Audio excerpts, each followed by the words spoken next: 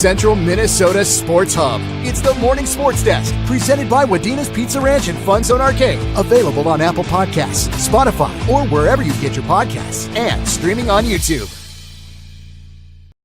It is the Morning Sports Desk, powered by Pizza Ranch and FunZone Arcade in Wadena. I'm CJ Baumgartner. Corey Tackman's over there. Corey, we made it. We are once again into playoff season of the spring sports variety. How pumped are you?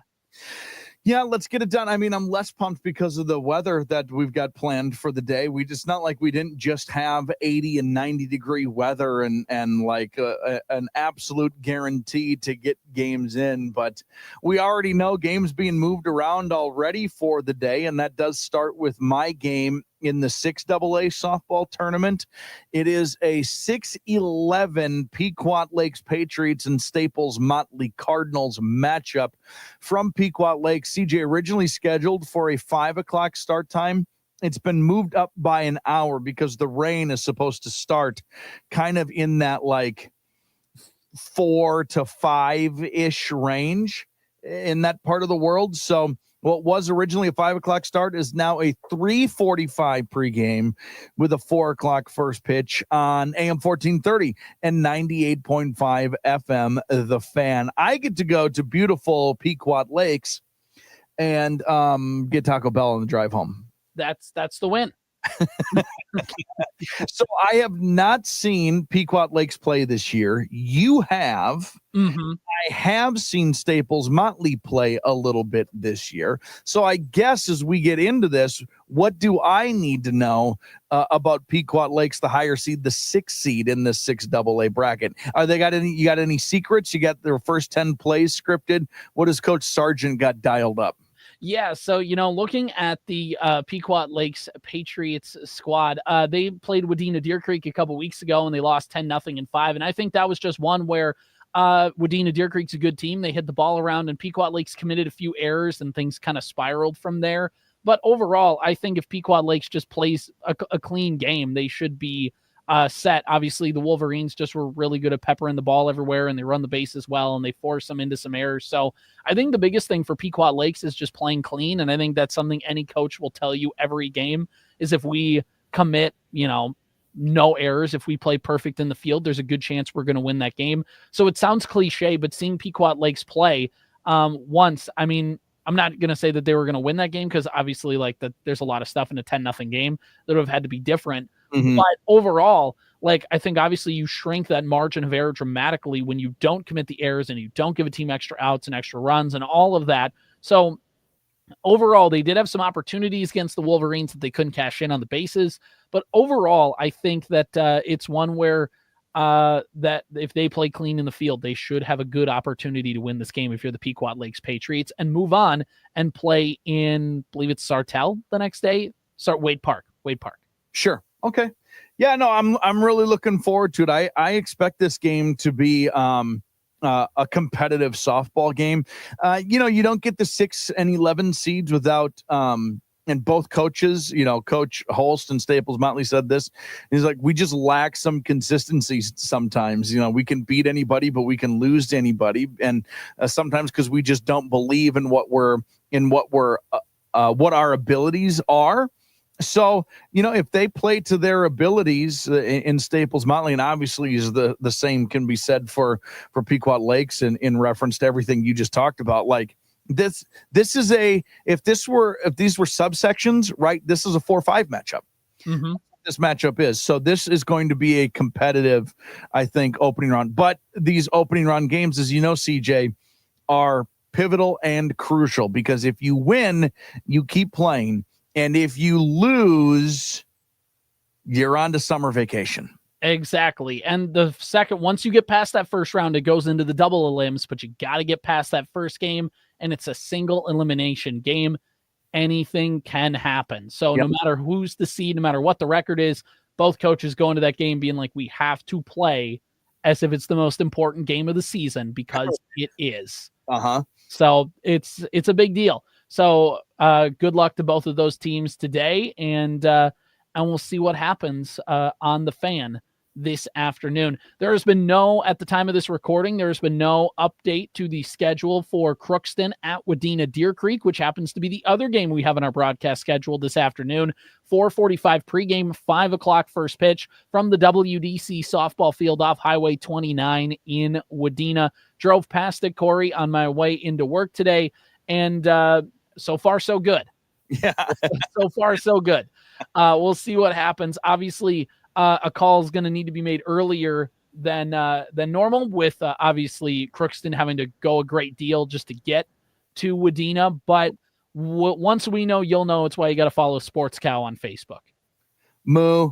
So Wadena Deer Creek coming into this game, they are the 4 seed in Section 8AA. The top 2 seeds in DGF and Holly, and I believe Holly and DGF in that order. Holly got a QRF of 117, DGF a QRF of 115. Those are the top 2. A QRF of 92.5. Menahga is the 3 seed. They're going to take on Ottertail Central, who is 14 seed, which is the bottom seed in this section because the first 2 seeds get byes. So Wadena Deer Creek is playing the 13 seed Crookston in this game. The Wolverines, of course, finished tied for first in the Park Region Conference standings at 12-2 with Menahga. And the Wolverines in this game coming in are 17-3. They're 4-3 overall in 8AA play. In the conference, they were 12-2, 10-1 on the road, 0-1 in neutral site games, 7-1 on the Wadena Deer Creek softball field. Their one loss was a 2-1 L that they took to Menahga way back on April 24th, so almost an entire month ago. They are ready to play. They are ready to get rolling. Wolverines' last game of the season was a 3-1 loss to DGF last Wednesday. And talking with Coach Umlin, she's like, we felt like after that game, like if we play our brand of softball, we can play with anybody in this section. So they are feeling good about heading into this postseason run for this game. For Crookston, they are 6-14 on the season, 1-6 in Section 8AA. They are 2-10 in the Agassiz Valley Conference, which was in last place in that conference there. And looking at their record as well on the road, they're 1-7, 1-3 in neutral site games, 4-4 on their home field in Crookston. This is a Crookston team that coming into this game has lost 6 out of their last 7, with their last win coming on May 12th against Norman County East Ulen Hitterdal in Crookston. And a couple losses to East Grand, a loss to Northern Freeze. So if you're Wadena Deer Creek, the plan is, again, can't take anybody lightly. It's single elimination. Anything can happen. It's going to be get the bats out early, score a few runs, and try and just get out ahead and try and play your game of softball. Of course, all of this is pending. So there's a lot of stuff that's happening with everything. So just, again, keep updated on Sports Cal on Facebook for any type of movements. We will for sure have playoff softball tomorrow on the airwaves and likely on Thursday as well. And if not, playoff softball, playoff baseball in Section 5A on Thursday as well. So, Corey, we're in it, right? Yeah, I guess let's go. Let's get after it. Why not? We made it this far. You might as well keep going. Some other notable games, again, in Section 8AA, Menahga is hosting Ottertail Central. That game has a 5 o'clock scheduled first pitch. Pillager is hosting Holdingford. That game got moved up to a 3 o'clock first pitch between the Huskies and the Huskers. That won't get confusing on the radio at all. Sox Center going to Kimball in Section 6AA. As we go into Section 6A, Uppsala is hosting Browerville, 5 o'clock first pitch. Parker's Prairie hosting Frazee. Again, that also at 5 o'clock. Parker's Prairie, the home seed in the 3-6 matchup there. New York Mills hosting Long Prairie Gray Eagle in a 2-7 matchup in 6A. West Central area hosting Ashby in the 2-7 on the other side of the bracket. And then moving into Section 5A, we have Nevis hosting McGregor. That's a 4:30 p.m. first pitch on the west side with a 5-12 matchup. Over on the other side here, on the east side of the bracket, Walker Hackensack Akeley goes to Pine River Bacchus in a 7-10 matchup. That's a 3:30 first pitch there. Sabika is hosting Bertha Hewitt Verndale, 4:30 first pitch in Sabika in the 6-11 matchup there. And as always, go teams go. Moo. Oh, yes. Perfect. All right, Corey, we've got plenty to talk about with local sports playoffs, but also we have to talk about, because it's just that time of year, everything is all happening at once, a couple college commitments coming across the timeline here. And look, Corey, everybody has their decisions when it comes to where they want to play college, if they're so lucky to play college ball. But, if you have the opportunity to do both, why not do both? And that's what Henning senior Logan Kostelecki has done last week. He signed his letter of intent on Friday afternoon to continue his basketball and golf careers at Central College in Pella, Iowa. Amazing. Beautiful Pella, Iowa. I mean, you get your clogs ready, put some of those golf spikes on those clogs and get your, start smelling the tulips and enjoying some windmills, Logan, because you are off to the land of the Dutch. Mm-hmm. That's so cool. Congratulations. Yeah, a big part of Henning's state tournament run this season. They finished consolation champions, 5th place in all of Class A, and he was a big reason why, being a big anchor for that team, him and Tegan Bjerke, when Kale Misegatis was out that season. So, and of course, the golf game, none too shabby, obviously, as well. So, exactly. So congratulations to him. And another congratulations are in order for Riley Livingston, who signed his letter of intent to wrestle at Northland Community and Technical College in Thief River Falls. Next year, he's pursuing a major in architecture, but will do a little wrestling on the side. Obviously, a big cog of the UNC Warrior Wrestling program that's been dominant over the last 5 years. Congratulations to him. Can I add one more local flair, just literally shared on the Sports Cow as we speak? Yeah. Wadena Deer Creek alum and Concordia Cobber senior Cooper Folkstead is off to the NCAAs. They have officially qualified for the NCAA National Outdoor Championship meet May 22nd through the 24th at the Spire Complex in Geneva, Ohio. So Cooper Folkstead, we spent some time talking about him last week and all the things he was accomplishing. Well, it's now being proven that he's really good at throwing things around a little bit. So way to go, Cooper. Congratulations. Yeah, congratulations, Cooper. A big honor there, getting to compete at the NCAA meet, and we'll be tracking that when updates come across, when that rolls around next week already, or this week, I guess. Yeah. Goodness gracious. Time is just kind of a social construct when you're in the middle of playoff season, right? Yes, it is.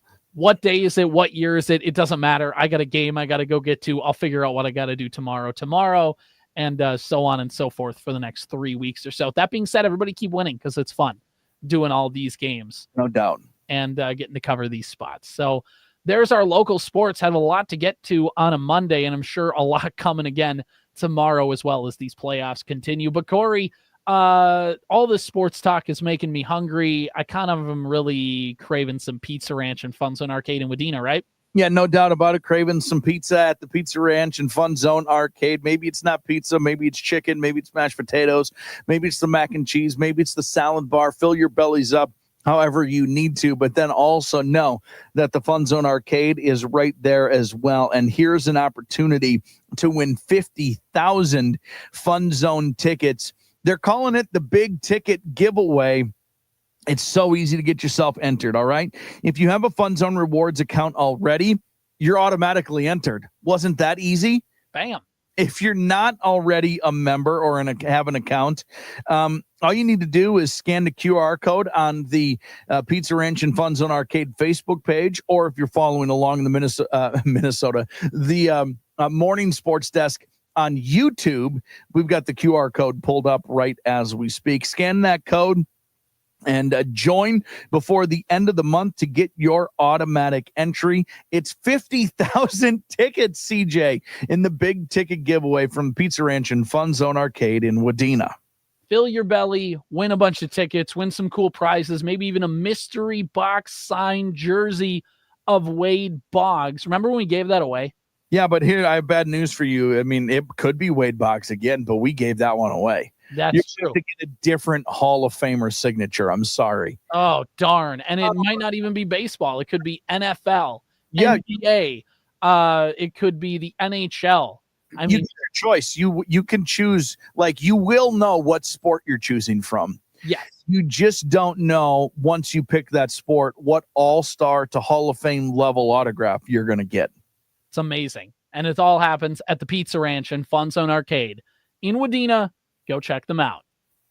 All right, Corey, speaking of NBA, we now know who the Minnesota Timberwolves are going to be taking on in the Western Conference Finals. They have a date with Destiny. And by Destiny, I mean the Oklahoma City Thunder. The Denver Nuggets gave a good fight, but ultimately were banged up, and the Thunder were just better. And they were able to win in 7 games. And better all season long. Really, the most surprising thing from all of this is that it took 7 games. I mean, goodness gracious, shout out the best player on the planet, Nikola Jokic, for even getting it as far as he did. But Oklahoma City is and was clearly the best team. They're going to be the favorite in this series. They're the best team remaining in this entire playoffs. I think most people, it's going to be funny over the next 24 hours. I mean, people are not penciling Oklahoma City into the championship, like winning the championship. They are carving in marble Oklahoma City, because who's left? Who's left in their way? No, a bunch of nobodies. It's Minnesota, and then it's the Knicks, or it's the Pacers. Oklahoma City is far outclassed them all season long. I am ready and willing to talk about the Timberwolves options tomorrow, once I get about 24 more hours to think about what I need and want out of the series from Minnesota. But it's also exactly, I think, the series that I wanted. It would have been fun to have Denver, because I would have thought, CJ, that the Timberwolves would have been the favorite in that series. Aaron Gordon probably would have been hurt the whole time. And exactly. And the Timberwolves just match up and kind of have Denver's number at this point. I am just so excited to see how they can step up to the plate against a pretty awesome Oklahoma City team. Yeah, pretty awesome OKC team. And it's a team that the Timberwolves split with in the regular season. And I believe Julius Randle didn't play in some of those games as well. I remember that one of them was that big 25-point comeback in the fourth quarter where the Wolves won in overtime. I think they were down like 53-80 something in the third quarter. And all of a sudden the Wolves came back and won in Oklahoma City. So these two teams have a flair for dramatic play when they play each other. And of course, that was the game where Chris Finch, after the game, went, it's so hard to play against Shea because he just gets such a good whistle. Like, you can't call foul, like, whatever. And so that's kind of been, the rest of the league has ran with it, because everybody's like, finally somebody in the league said it, because we all think it. Yep. Anyway, that's neither here nor there. That's just, it's a fun rivalry between these two teams. Of course, SGA and Nickeil Alexander-Walker being cousins add an extra wrinkle. Chet Holmgren being the Minnesota kid, who hasn't really been in Minnesota for like the last 7 years, but like, again, from Minnesota, played a Minnehaha Academy. Like, that's going to be a big thing. It's just really going to be a fun series. This is an OKC team that loves to turn the ball over. They are nasty on defense, as the Denver Nuggets learned yesterday. You could make the case on whether foul should have been called or not. I didn't really watch much of the game. I was watching the Twins, but that, again, it is going to be a fun series, and one that, again, as we talked about last week, no matter who they were going to play, we joked that it's Wolves in 5. And look, Wolves in 4 till it ain't, but it probably ain't going to be that way. This is going to be a 6-7 game series, almost no matter what. The Wolves in 5 is a social media bit that goes back to last season. I've said Wolves in 5 the past 2 series, but I've legitimately believed it and was correct. Yep. Here's what I will say. We'll preview his predictions on the line. Yeah, I will have a prediction tomorrow, but I will say this: it will land in one of these categories. OKC wins in either 4, 5, 6, or 7, or Minnesota can win in 6 or 7.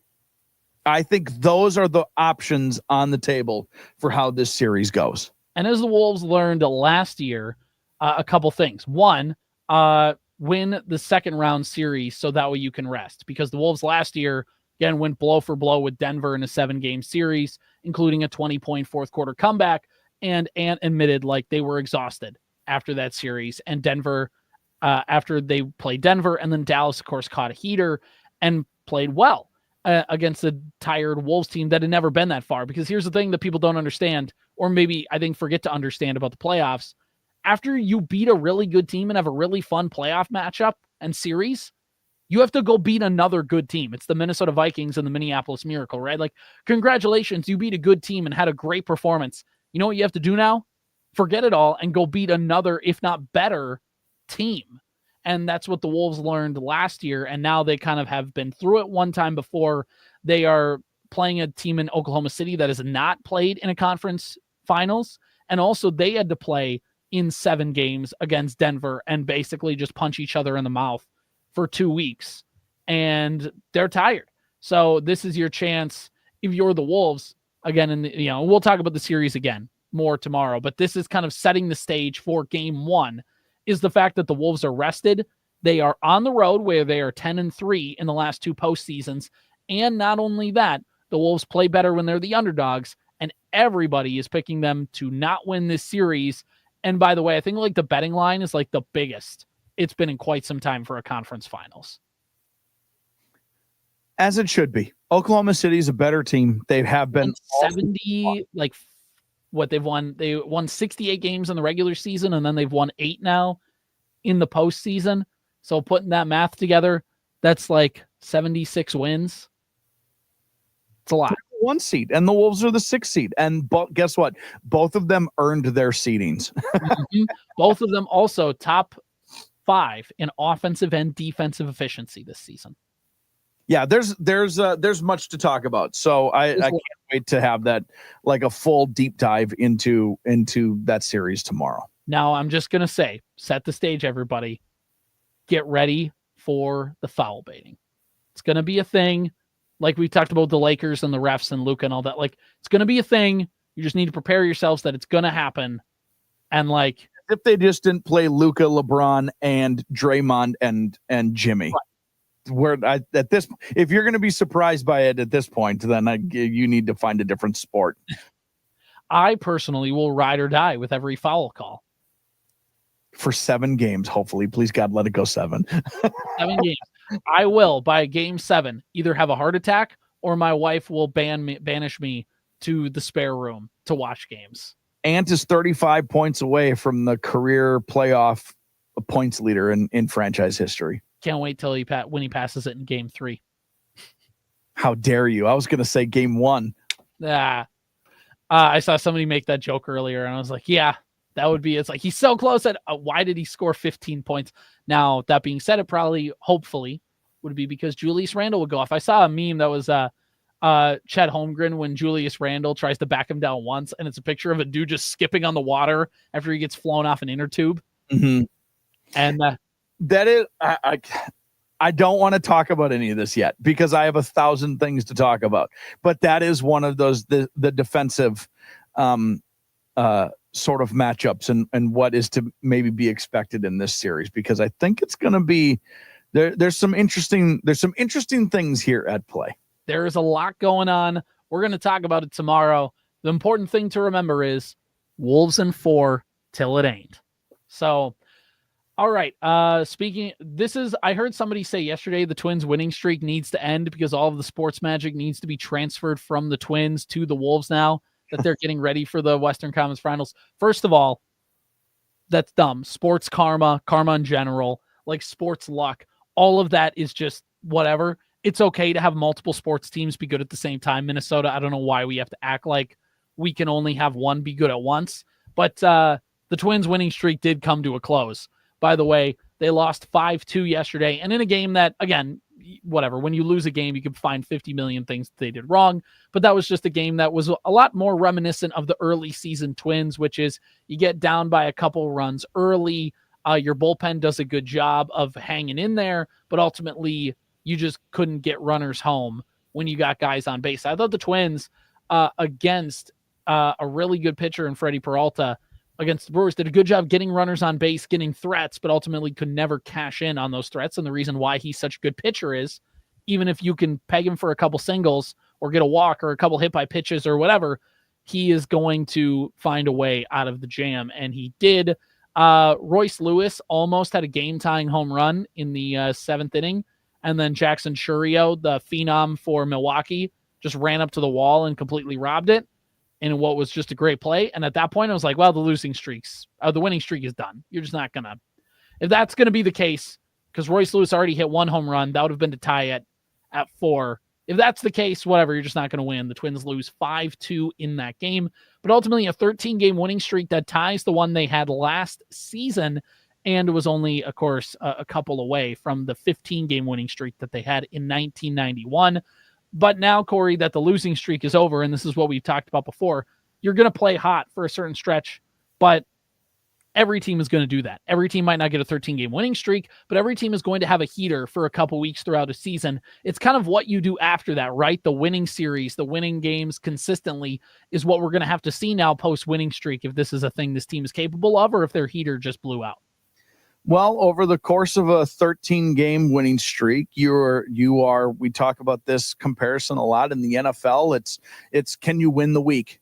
And the Twins won 2 weeks in a row. Now, where they go as far as standings, and it's probably been more than that. It's probably been 3 weeks that they've won in a row. But when you in a vacuum, a 13-game win streak is at least 2 weeks. Anyway, they've won the week, and they haven't moved in the standings, but they're playing in second place in the AL Central, 5 games out of the Detroit Tigers. Again, the Twins went 9-1 in their last 10 games, and they moved 1 game in the standings. So now what's important is they're playing their best baseball against, and they've got a division opponent now that they need to take care of. You don't need to win 13 games in a row. Win 2 out of 3. And then they play Kansas City and win 2 out of 3. Just all keep at home, by the way. Keep winning weeks. That's all that. If you only have 5 games, if you only get 3 wins in a week, but there's only 5 games in that entire week, that counts. That counts as a win for the week. Just keep winning weeks. They'll be fine. Unfortunately, some of these injuries are stacking up in a real quick hurry for some very important players in the roster. But hey, when it turns out that when Correa and Buxton got to go to the concussion list for a week, Royce is starting to smack the ball around just in the nick of time. And then they got that big old oaf. They got Aaron Judge Jr. Yeah. Holy smokes, is he just a giant man? Mm-hmm. Carson McCusker. He was an indie ball player a few years ago, almost retired when he didn't get any minor league offers. Twins gave him a chance. He rose through the ranks and was mashing everything in AAA. He is what we call, Corey, a big swinger. He has a high whiff rate. He'll chase. He'll swing at pitches in the zone. He'll do whatever. But when he connects, that ball goes just so far. So that's kind of his game. He's obviously, with a guy like that, you might as well be a big swinger. He's 6'10" or something like that. He's huge. Yeah, I think he's 6'8". He's huge. Ginormous. And he got called up because Byron Buxton got put on the 7-day concussion list. Now, Carlos Correa got put on the 7-day concussion list on Friday. Buxton got put on Saturday because Buxton, initially they thought Buxton was good, but he hadn't quite cleared the protocol yet. There was a little bit of weird information there because at first it initially felt like Buxton was good, but then they were like, no, he's still in the protocol. They decide to put him on the 7-day, which again, it's 7 days. And even if he's maybe isn't, you've won 13 in a row, let him sit a week and then just have him come back. It's not, obviously this week's important, but in the long haul, it's probably not going to kill you just to let him get off his feet for a week. Question. And now we understand it's a week for those guys. Yeah. Is Matt Wallner dead? What's his story again? Pulled hamstring. He's still out for I believe probably until June sometime. So that's a couple, like Royce Lewis had a couple months. I know it's not quite the same injuries and their soft tissue and whatever, but Royce again missed about a couple months with his, and Wallner kind of did it in the White Sox series, which was late April. So kind of expect mid-June to be that time to expect him back. Yeah, hamstring. By the way, Luke Keyshaw got moved to the 60-day IL, which was expected anyways. The thing about the 60-day IL is you don't move a player there unless you have to. And the Twins did to clear up a 40-man roster spot to purchase the contract of Carson McCusker. So yeah, he broke a bone. Like that was just unexpected. Right. So he can come back, I think, like June 24th, which he hurt it around like April 25th. All so right, it's like a 2-month injury. Like he's going to be back around the same time anyways. This is just like a legal maneuver for the Twins. I have another question about the 60-day. Is that when you get moved, because it's a 15, right? It's a 10-day. It's a 10-day and then it's a 60-day? Yep. So it does the for pitchers, it's 15. Does the 60-day include the previous 10, or is it now like technically it's retroactive? It is a retroactive one. Yeah. So it's not. He's designated to return on like June 25th. Yep. So, okay. Perfect. Yeah. Essentially, it's basically a way to the reason you would put a guy on the 60-day IL because he's really hurt. Yeah. Well, and it opens up a 40-man roster spot, which the Twins needed. Right. To call up some of these guys with Correa and Buxton going down. Yeah, no, the injured list that's obvious. You don't move somebody to the 60-day unless you absolutely have to, because then they for sure can't come back for 2 months or in that 2-month span. Whereas like maybe you hold out some hope that they're like a quick healer and can come back like a week or two early, in which case they can if they're on the 60-day. If they're on the 10-day that just keeps extending, then they could potentially come back.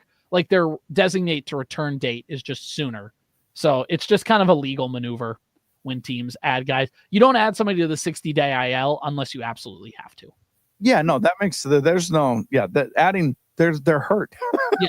The guy's got a broken bone. Like even if he's hurt, it's more like if the roster wise, if you don't need to make a 40-man roster move, like you just all that stuff is. I just was wondering if they're concurrent. Yep. Yeah, it's retroactively. Yeah.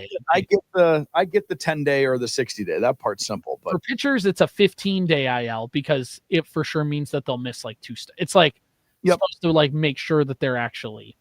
Because if you just like miss a start, or it's all that stuff. 7-day concussion list is basically to incentivize teams like, look, it's just 7 days. Let them rest. It also is enough time to get them healthy. Exactly. Like it's enough time to get them healthy, but also like some teams are like, oh, we don't want to make them be out for 10 days. So maybe we see if they can power through it. It's like, just put them on the IL.